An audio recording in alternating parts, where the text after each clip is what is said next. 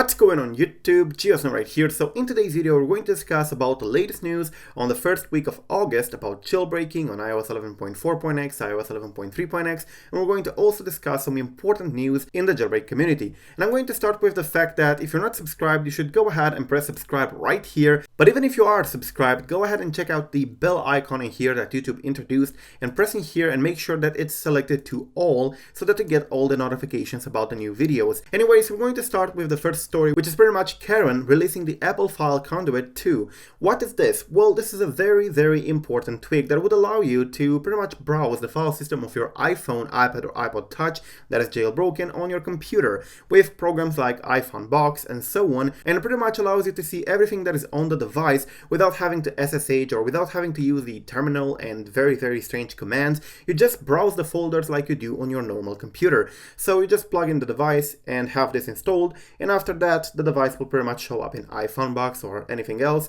that you want to use, and it will show up all the files that you have on the phone, making repairing various problems very easy and so on. So if you do not have it, go ahead and install it. It's compatible with the Electra and the Meridian Jailbreak and pretty much all the KPP-less jailbreaks. So go ahead and get it right now. It's available on the BigBoss repo. The next thing I would like to discuss is Sileo, and yes, they're making progress. Bednarz posted a few days ago this picture in here, which pretty much shows the Sileo in action. It's a screenshot from Sileo and it looks pretty good. Now, as you probably know, Sileo will replace Cydia, but Sileo will also have some additional features like reviews, where you can pretty much give reviews to the tweaks, whether they work or not. You can pretty much give them stars. But yeah, the interface is going to be inspired by iOS 11, so they're going to have to work a lot to get it to work properly on iOS 11 and to look like iOS 11. But this is going to be way faster than Cydia is, and it's going to be built on 2018 technology. So yeah, I'm pretty sure that many people will be updating from Cydia to this one.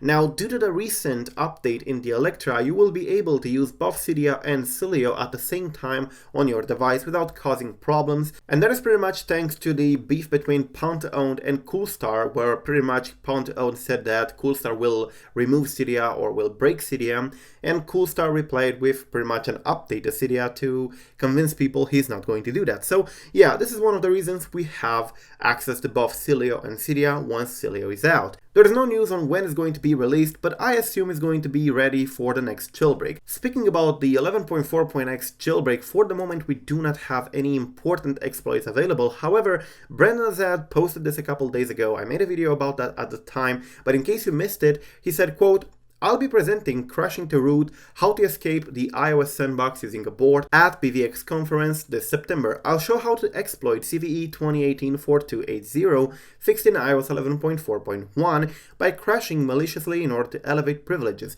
defeat code sign, and spawn a shell on iOS 11.2.6.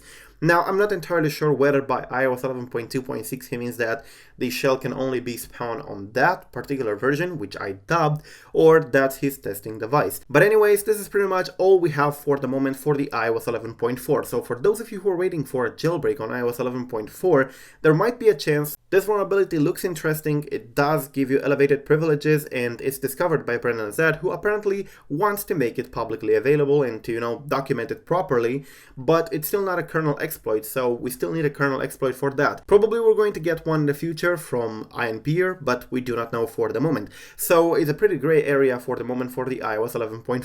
For iOS 11.4.1, however, there is absolutely no exploit available, no vulnerability available publicly for the moment, so I'm not entirely sure when we're going to get an iOS 11.4.1 jailbreak.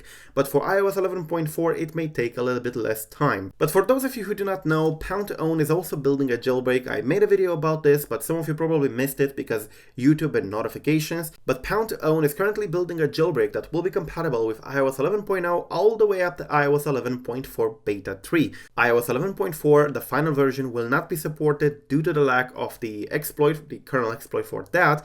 But this jailbreak in here will contain Cydia, an updated version of Cydia that will pretty much future-proof Cydia so that it can work in the future. So despite Sileo, Cydia will still survive for the next jailbreak. Anyways, yes, for those of you who missed it, Meridian has been released. Again, I made a video about that yesterday, but many of you did not receive the notification for some reason. So yes, if you've been waiting for the Meridian jailbreak on iOS 10.3.3 on iPhone 7 or 7 Plus and you did not update, it's now available. It has Cydia and everything works works fine. So yeah, this is pretty much what happened in the first week of August in terms of jailbreaking and important stuff related to the jailbreaks. I'm going to keep you updated with anything that's going on in the jailbreak community. Do not forget to subscribe to stay updated. I'm GSNow, peace out.